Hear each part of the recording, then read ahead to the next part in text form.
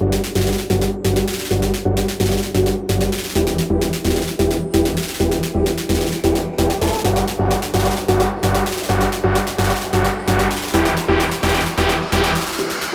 ihatag ang atong presensya ngadto sa atong labaw nga makagagahom. Sa ngalan sa Amahan, sa Anak ug sa Dios Espiritu Santo. Amen. Ginoo, tagay silang kabaskog kanunay sa lawas nga makamonitor sila sa mga barangay diin sakop sa ilang istasyon. Kining tanan Ginoo, amo kining pasalamatan sa imong bugtong anak nga buhi ug hari hangtod sa kahangturan. Amen. Ako usang dakong pagtahod sa akong mga kauban sa konseho na nakita ninyo wearing blue polo uniform, mga gwapo kayo no.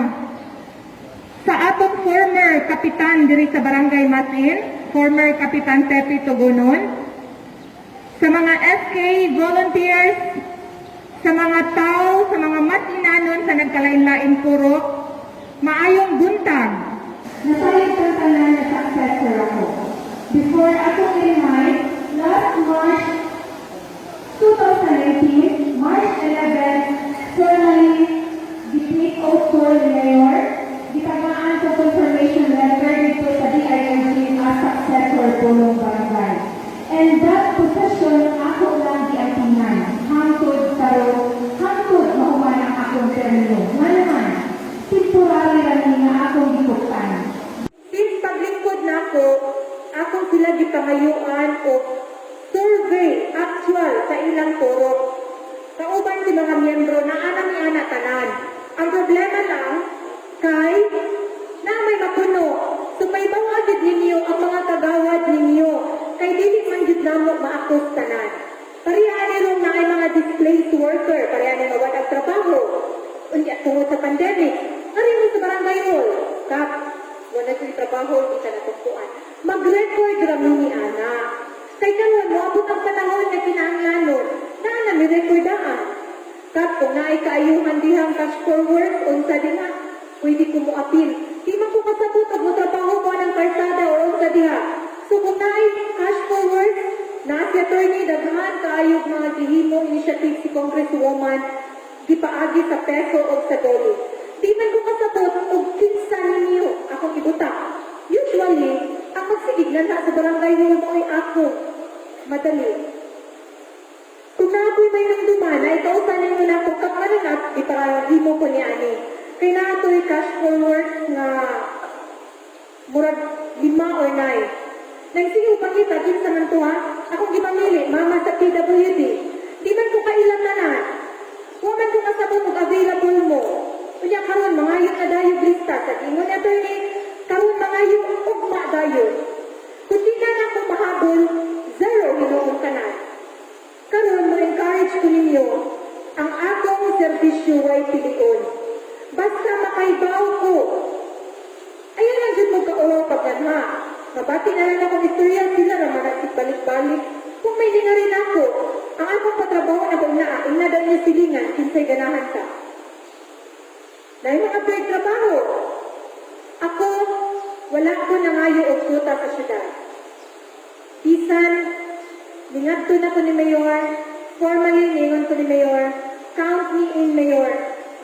Wala ko nakitang rason na dilit ko mo suporta ni Mayor. Kaya nakita na ako kung unsa ka hardworking si Mayor.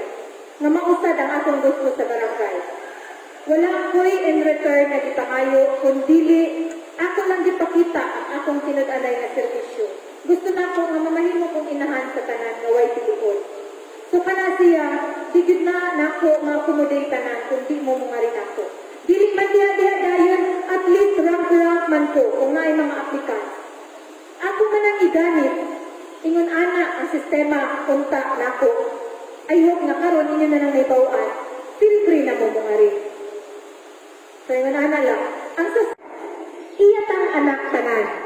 Anak niya mga opisyal.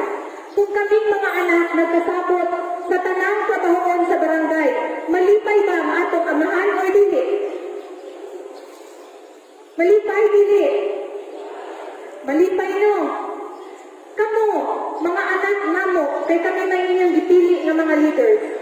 Malipay ba mo ang kaming tanan magkahiusa sa serbisyo sa barangay? Mao na'y among kauwawan. Nga kung kami mismo mag-away-away, sanglit isip inahan sa barangay. Dili man nako ma-imagine kay isa man may akong anak unsaon paghandol ang daghang anak. Wa gyud ko'y laing kami, kundili giyahan lang gyud ko sa kahitasan nga akong matarong ugda ang akong mga anak. Nganuman, nakasalalay namo ang atong barangay. Kay kung magkagugot ni, ija-ija aho-aho ni di ni magkasinagtanay sa mga pagpamalaot, pagdumala sa barangay, wa gyud ni mahimo. Mona, grasya sa Ginoo, siguro in the first place, wa na ko damha nga maabot ko ni ani nga maghimong masud sa politika. Kaya nga akong gusto gyud unta, mamahimo ra kong inahan ug asawa. Way lain. Pero, mo na gingon, kung destiny gyud nimo, kung nakagiya na gyud na nimo, mao na gyud na. Sumaw ni karon, agwantahita ko ninyo nga ako'y inyong inahan sa barangay. Pero, ipasalig nako namo, nga tarungon namo pagda ang tibuok barangay Pasig.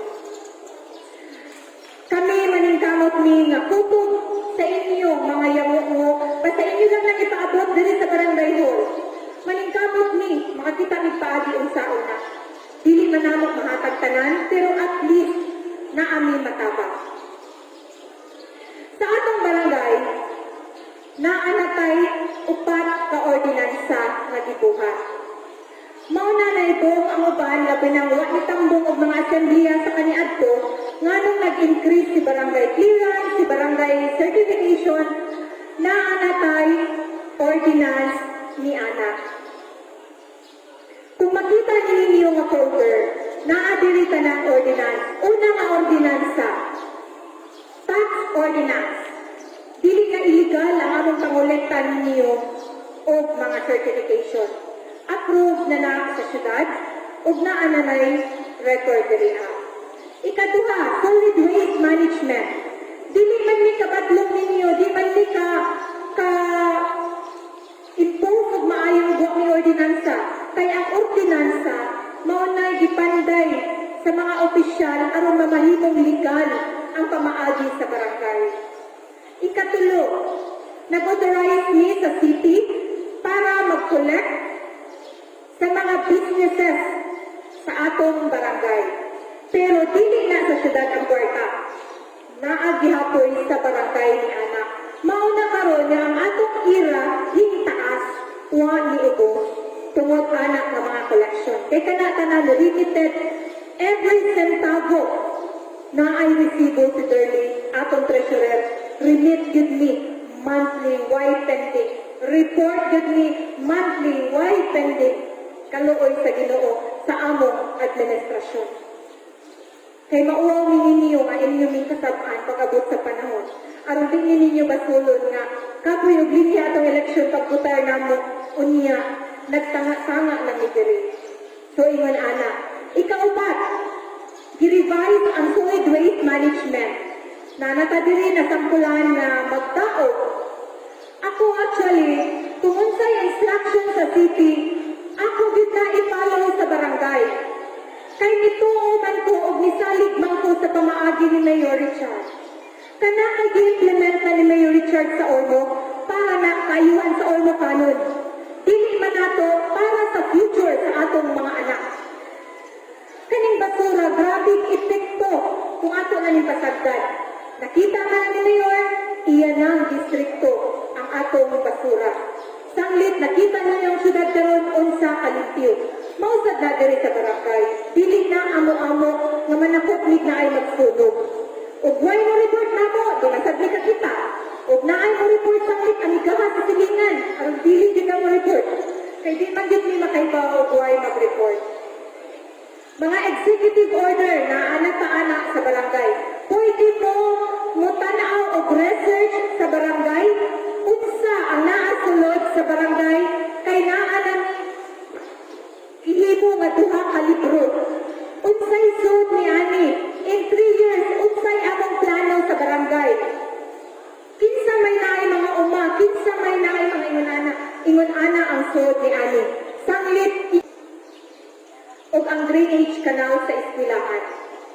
nay natanaw karon nga daghan nga maigo ang atong mga kabataan, ang mga tiguang, kay agianan kaayo, kilig silahan, munay among gitanaw.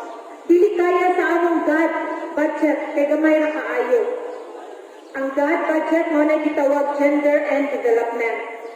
Naadiha tanan unta nga malambigit ang batanon, women, urban, tanan nga makabenepisyo niya na pero gamay ra kaayo ang atong budget. Imagine, 2.9 lang ang atong ira, bahin-bahinon pa nagpila ka percent. Sa pagkakaroon diri sa Barangay Masin, naatay isa ka organization na recognized na sa city, sa LGU, ang atong MFORA, Masin Rainfed Association, basta Farmers Association. Naana na sila ay Dolly registered, ang LGU accredited, o Barangay Recognizing Resolution. Kana siya na ami proposal, together sa staff ni Atty. Kilang, na unta makakuha og grant sa Dolly na usa ka tractor which is needed kaayo sa mga farmers. Nagsugod nami og himo sa usa ka step sa profiling sa kada miyembro anang Infora aron makuha na namo nga grant tuhon. So ampo lang ta, wa gyud tay mahimo kung dili natong panan og pag-ampo ang tanan namong buluhaton. Ikaduha, mga extra activities sa barangay. Kasi siya, ako nang gidiretso ang akong report na amani guidelines. Tanan nga naitabo sa barangay, dapat nila akong ipanibaw ninyo. Gikan sa subsidy electric refund, successful ang naitabo, kaya ko atong area. So far, nakadawat ang tanan diri. Ikaduha, SAP distribution. Okay, sa SAP distribution, naatay pamilya, estimate na lang nila ito sa previous, 604. Naatay beneficiary sa SAP, 349. Huwag ko na sa'yo. 349. Naay ikaduha, si 349, ingon ani ang naitabo. Huwag lang ko tayo assemblea. Mo nang dili gitli kay sulti ninyo. Kung dili, close na lang ni sa master list. Una, ang instruction sa CSWD, ilista tanan poorest to the poor. Kinsa may mo angkon, nga dato ta. Naglabad ang o sa utsi kabuok. Sa pito di ay pito, kay sila ramay na ay puro. So, gilista nila tanan. Gikuha lang si maestra, si official, si GO, si regular empleyado, o ang nakadawat o pension na sa private na company. Gikuha lang na siya. Lista na lang nila mga kadawat. Pasa namo sa City Hall. Karon, igo lang minapasa. Giotro na sad, naay kuta si Barangay Masin, naay kuta si Likuma, naay kuta si 110 barangay. Kay dili na igo ang kwarta ni DSWD ihatag sa Ormo. Kay 36,000 na ka pamilya makadawat, hingabot na tag 40, nag-iban tanan barangay. Labad sa sa barangay official, labi na sa mga kadawat, kay sila'y nipili. Sila'y nilista. Ingunani among paagi. Sila naglista sa ilang puro, nag-meeting ni sa barangay hall, kami tanan ni agree nga mauna ang beneficiaryo sa atong SAP. Aron kung naamoy basulon, kami tanan. Dili siya, ako. Kay nag-deliberation ko, kagawad puro process, ingari ng lista. Tulano, apil ni, kap dato ka na dinatil? Question mark. Kapareho man ni silang kahintang sa akong puro? Question mark. Ingon ana ang paagi namo. So kung si lima na ay di maapil, yan napay bakanting duha, si lima ang wag apil aron way magmahay. Sa first lang na ha, sa lakot, ang among 400 kapin, nahimo lang 349. Karon kay na ay sobra nga kwarta.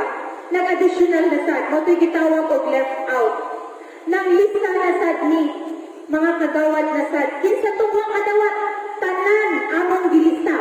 Except ni maestra, GO, private employee na regular na gyud na dili apektado sa COVID. Gilista na namo tanan, gipasa sa City Hall, giposting sa Barangay Hall. Karon, pagpasa dito sa City Hall, naay upat nga gi-erase with resita. Una, 40th member.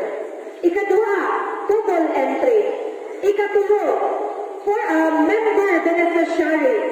Head siya, member beneficiary sa anak na nakalista. Ingon anak, wa na dito mahimo.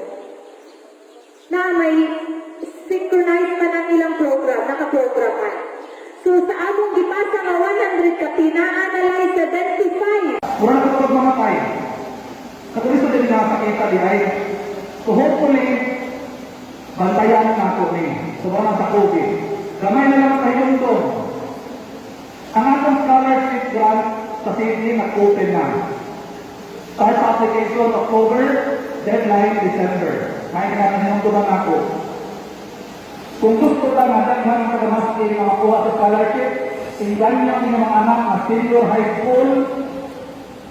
Pag mag-graduate mo sila sa senior high school, pwede na silang apply sa scholarship karon kung mag-college sila next year. Kaya sila karon, aron makatake sila sa ranking examination February next year. Ako na nagtabang para na ito mga kalisod ang kabutan, no? 18,000 pesos tuition, bayad sa eskwelahan, 2,000 ang alawan, kada buwan, 2,000 baki increase mo, 4,000 ang book alawan, kada semester, in-graduate na kay 3,000 ang alawan para makabanang sa pag-apply. Karon Tuesday, isalang sa dunia ng ordinansa para tagaan o connectivity allowance ang mga skala. Kung naman siya, problema mo na ako karon internet. So kinahanglan ang estudyante makagaan o kasistan para maka-access ka sa internet o di ka mag-visit yan sa eskwela. So, ting-apply ka ron, hinawag ka ng mga anak na senior high, inyong ipatry o apply, basin pa niya ay makalusot nila. Naapay mga programa sa Department of Labor na maabutay. 2 weeks ago, dignan ko sa taga-dole, na ready na ba po ang atong listahan, niya kung wala na kagawa sa staff, unya nangawat na ng trabaho sa mga LSI, niulit ikan sa Metro Manila, mga OFW, o mga displaced workers. Kaya na sila mag-impose of ban na naan ng reporta, pangatag, deadline o umat dayon. Kung ano naman yung mga barangay, kinahanglan ng barangay na ay ready na listahan. Kung kinsa man po mga displaced, kinsa man po mga OFW na ulit, mga SSI, o kinsa pa po wala pa nakadawa sa SAT para iniinyo dito sa syudad na manginahanglan sa lista, deadline o na dayon. Kaya ikaw sa ito, kung ano sa linanawa, ay kadayon sa mga barangay na sinusibo sa mga purok din na kalugay.